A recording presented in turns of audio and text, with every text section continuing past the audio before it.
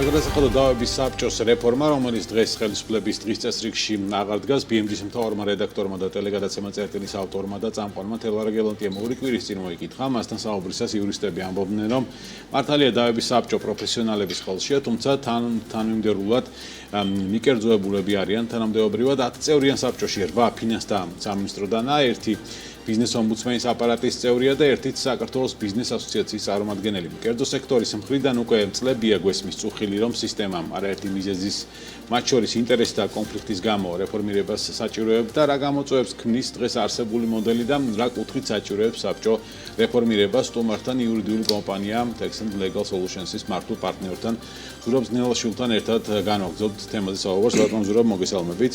მადლობა სტუმრობისთვის. მოგესალმებით. პირველ რიგში ვისაუბროთ იმაზე, ეთანხმებით თუ არა ბატონ გიორგი კაკავურიძეს, რომ რეფორმირება არ არის საჭირო და არაეფექტიანი იქნება ფინანს სამინისტროს გარეთ გამოტანა საბჭოსი. ფინანს სამინისტროს სისტემიდან გასვლა დავების საბჭოს განხილვის დავების საბჭოს არც განიხილებოდა. ეგ არც ბიზნესი არ ითხოვდა, თვითონ ბიზნესი ითხოვდა, რომ დარჩეს ფინანს სამინისტროს სისტემაში, ოღონდ ეს იყოს ანუ შემადგენლობაზე დაკომპლექტების წესი უნდა შეცვლილიყო და არა ის, რომ მაინც და მაინც ეს ფინანს სამინისტროდან გასულიყო ინსტიტუციურად და ამ მთავრობის, ამ პარლამენტის დაქვემდებარებაში გადასვლა, ეს არც იყო, ეს არც განიხილებოდა ეგ საკითხი, არც იდგა ეგ საკითხი საერთოდ. ნუ გასაგებია ახლა ინსტიტუციური რეფორმა, მათ შორის დაკომპლექტების წესის ცვლილებაც თუ ახლა ამ ეტაპზე აღარ დგას დღის წესრიგში, გასაგებია, თუმცა არის გარკვეული საკითხები, რომელიც საჭიროებს მაინც ჩარევას პარლამენტის მხრიდან კანონმდებლობაში ცვლილებების შეტანას და მე ვისურვებდი, რომ ეს ცვლილებები განხორციელებულიყო დავის განხილვის წესებში. დიახ, რა ცვლილებებია, რომელიც პირველ რიგში უნდა განხორციელდეს და თუ ჩვენ შევალთ იმ თემაში, რომელიც უკავშირდება შემადგენლობის ცვლილებას. ამ ნაწილში რა რეკომენდაციები შეიძლება იყოს გათვალისწინებული? პირველი აუცილებლად მინდა აღვნიშნო, როგორ ხდება თვითონ ზეპირი მოსმენის გამართვა, როგორ ხდება ზეპირი მოსმენა საჩივარზე, გადამხდელის ანუ მომჩივნის მონაწილეობით თუ მონაწილეობის გარეშე. ნუ როგორც წესი ხდება მომჩივნის მონაწილეობის გარეშე, თუმცა მე ვფიქრობ, რომ იქ სადაც გასაჩივრებული თანხა ან დამატებით ეს დატვირთულობიდან გამომდინარე ხო არ არის ესე? შეიძლება, მაგრამ მე ვფიქრობ, რომ იქ სადაც დამატებით არის სულ თანხა 100,000 ლარს აღემატება, აუცილებელი უნდა იყოს პირის მომჩივნის მოწვევა, ვინაიდან თქვენ იცით რომ 100,000 ლარის ზევით, როცა 100,000 ლარს აცდება დამატებით დარიცხული თანხები, უკვე ეს შეიცავს დანაშაულის ნიშნებს და პირის ემუქრება სისხლისამართლის პასუხისმგებლობა და პირს უნდა ჰქონდეს საკუთარი ინტერესების და უფლებების დაცვის ეფექტური საშუალება, ანუ მხოლოდ წერილობითი საჩივრის წარდგენა არ არის საკმარისი, ზეპირი განმარტების მიცემის საშუალებაც უნდა ჰქონდეს პირს. ასევე როგორ ხდება მაგალითად საკითხის მომზადება, ესეც მნიშვნელოვანია, ხო? მე ვისურვებდი, რომ საქმე მოამზადოს საბჭოს ერთ-ერთმა წევრმა და არა აპარატმა. მაგალითად, საბჭოს ერთ წევრს, როგორც სასამართლოში ხდება კოლეგიური შემადგენლობით განხილვის, საბჭოს ერთმა წევრმა მოამზადოს საკითხი და მან მოახსენოს საბჭოს საკითხის არსი, ანუ დავის არსი მთლიანად. ასევე მნიშვნელოვანია საბჭო გათავისუფლდეს წვრილმანი დავებისგან. ახლა დღეს საბჭო იხილავს მაგალითად 100 ლარიან საჩივრებსაც. ეგ შემდროსაც მასე იყო, ჩვენ დავსვით ეგ საკითხი მაშინ და სამწუხაროდ არ მოგვეცა შესაძლებლობა, რომ ეს ეს მიგვიყვანა ბოლომდე ეს ცვლილება. ანუ ეს ლიმიტი დაწესდეს 100 ლარიან დავებსაც იხილავს ახლა საბჭო ახლა. ნუ როგორ შეიძლება ახლა 10 კაცი ზის და 100 ლარიან ჯარიმაზე მსჯელობს ახლა, ხო? ნუ რაღაცა ცოტა უფრო ან ლიმიტი უნდა დაწესდეს, რა თქმა უნდა, თანხმობრივი ლიმიტი უნდა დაწესდეს, ან თემატური ლიმიტი უნდა დაწესდეს, რომ რაღაცა უფრო ფიციური მაღალი დონის დარიცხვები ადიოდეს, მაგალითად შემოწმების აქტები ადიოდეს იქ და არა თქვა ჩვეულებრივი ჯარიმები საბჭოში. და ამ ადამიანებს სხვა ალტერნატივა უნდა ქონდეს ალბათ მექანიზმი, რომ ეს ჩვეულებრივი ჯარიმები სადაც ერთჯერადად ეგ ისედაც საჭიროდება შემოსავლების სამსახურში და ნუ მე მათ შეუძლია. ეგ მექანიზმი დარჩეს ხო? მე რა თქმა უნდა მათ შეუძლიათ მე სასამართლოში გაგზელება, მაგრამ ახლა ამ ხელა კოლეგიური ორგანო, 10 კაციანი კოლეგიური ორგანო 100 ლარიან ჯარიმაზე მსჯელობდეს და მე იმას რესურსი ხომ მეოს გამომზადება უნდა, განხილვა უნდა, დაწერა უნდა, გადაწყვეტილებას ასევე ვადებთან დაკავშირებით, ეხლა იცით რომ არის შერეული ვადები, ხო, პირველად გასაჩივრება 30 დღე არის და შემდეგ არის 20 დღე უკვე საბჭოში და სასამართლოში გასაჩივრება.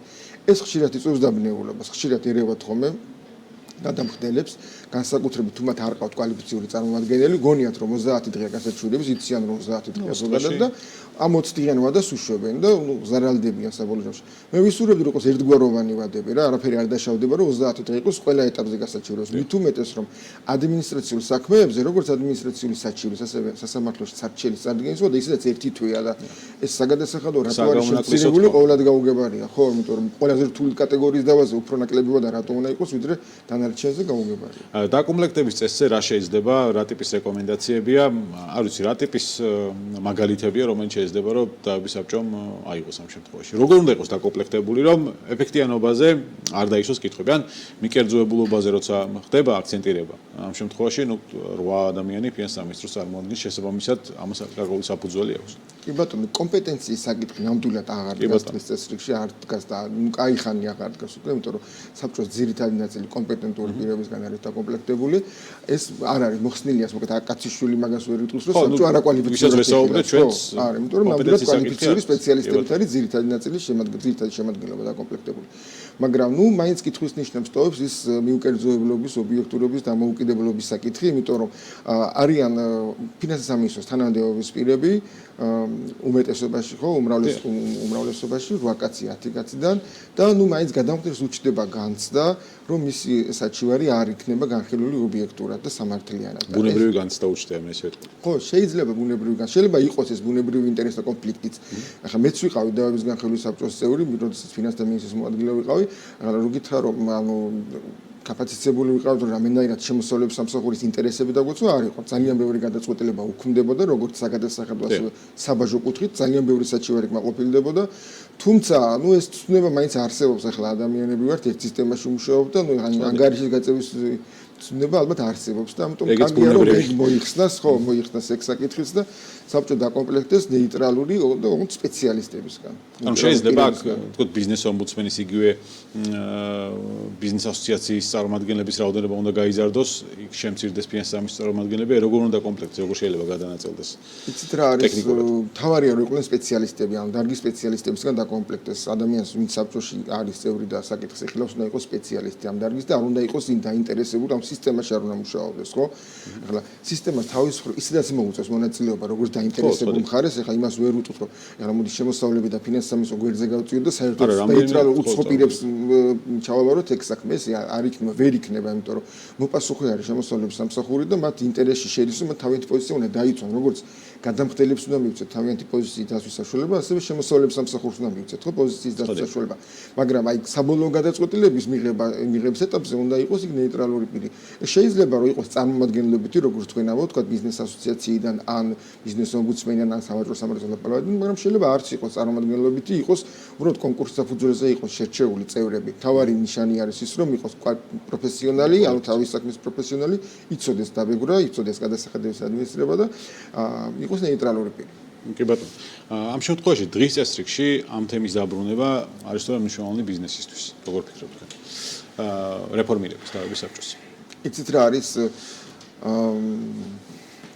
ეს ადრე თუ გვიან გასაკეთებელი რეფორმა არის, ადრე თუ გვიან უნდა მოხდეს ეს რეფორმა რა, ჩატარდეს უნდა ეს რეფორმა. ამ ეტაპზე თუ ეს არ დგას ახლა აქტიურად ფინანსის სამინისტროს ამოცანებში თუ არ შედის, ყოველ შემთხვევაში ის პროცედურები მაინც უნდა შეიცვალოს, ის წესები მაინც უნდა გადაიხედოს, რაც რეალურად ხელს უშლის დღეს ბიზნესს თავის საჩივრის ეფექტურად სამართლიანად განხილვაში. მაგრამ ეს შემადგენლობა, რა თქმა უნდა, ახლა ყველა რეფორმა ერთად ვერ გატარდება, ფინანსის სამინისტრო ახლა სხვა რეფორმებზეც მუშაობს და არ არის ახლა იმის რესურსი ალბათ, რომ ყველა რეფორმა ერთდროულად დაიზრას და ალბათ ადრე თუ გვიან გაკეთდება. ჩემი აზრით ეგ საკეთებელია ეს რეფორმა ადრე თუ გვიან. და ან თქვენ მაინც პირველ რიგის ამოცანად მიგაშნიათ, რომ რაც გარკვეული საქმეები ჩამოშორდეს მაინც დაავების საბჭოს. კი ბატონო, სრულმანი დაავებისგან არის დაავების საბჭო გასატვირთი, იმიტომ რომ ეს ნამდვილად შვება იქნება თვითონ საბჭოს წევრებისთვის და საბჭოს აპარატისთვის, იმიტომ რომ კოლოსალური შრომა არის, რა თქვენ ვერ წარმოედგენთ, რამხელა შრომა არის ფინანსის სამინისტროს საბჭოში და საბჭოს აპარატში თანამშრომლებს. 24 საათი შრომობენ თანამშრომლები, რომ დაძლიონ ეს იმხელა ნაკადი საჩივრების გაატარონ. ეგ ერთი საკითხი და მეორე კიდე თვითონ დაავების განხილვის საბჭოს გადაწყვეტილების გასაჩივრების საკითხიც მინდა შევეხო. დღეს ეს საბჭოს გადაწყვეტილება საჩივრდება 3 ინსტანციით სასამართლოში. მე ვფიქრობ, რომ ზედმეტი აქვს 3 ინსტანცია. თუ ჩვენ საბჭოში სტანდარტს ამამაღლებთ, დონეს ავწევთ რაღაცა დამოუკიდებლობის ხარისხს ამამაღლებთ და კვალიფიკაცია გარანტია გვექნება, რომ კვალიფიკაციაზე კითხვები არ არის, აღარ ჭირდება მაგას 3 ინსტანციით სასამართლოს განხილვა. შეიძლება 2 ინსტანციით დაექვემდებაროს განხილვა. მოგდეთ სააპელაციო და მაინც 2 ინსტანციით სრულდება ხოლმე რაც ნახემ სტატისტიკაში. ახლა უზენაეზე არ უშვებს და დასაჩუქრად არ ხსნის, მაგრამ იყოს სააპელაციო და უზენაეს სასამართლო, პირველი ინსტანციის სასამართლო შეიძლება რომ ჩაიხსნას. ეს შედეგს მიიღებს სააპელაციო იყოს პირდაპირ. ხო, სააპელაციოში და უზენაეს სასამართლოში, ანუ ორი ინსტანციით განიხილავს რა სასამართლომ. არ ჭირდება სამი ინსტანცია, იმიტომ იმას ხო ცალკე დრომი აქვს და ბიზნესი ცალკე ცდება. ეს გადასახადი გადაღწევლებულება შეჩერებულია და ბიუჯეტში თანხა ვერ შედის, ანუ იქ სადაც დავა მოსაგებია ბიზნესმა მალე უნდა მოიგოს. იქ დავა სადაც წასაგებია დავა მალე უნდა დასრულდეს დავა რომ ბიუჯეტში ფული შევიდეს და ეს დროში გაჭიანურების საკითხსაც შეამცირებს, ხო და არ უნდა სამი ინსტანცია, შეიძლება ორი ინსტანციაზე დაისვას ეგ საკითხიც. კი ბატონო. მადლობა ბატონ ზურაბ მობრძანებისთვის, საინტერესოობისთვის. ნახოთ რა ტიპის ჭრილში მიუბრუნდება ფინანსამინისტრო დაების საბჭოს და მის რეფორმირებას. იურიდიული კომპანია Texent Legal Solutions მმართველი პარტნიორი ზურაბ ზნელაშვილი იყო ჩვენი სტუმარი.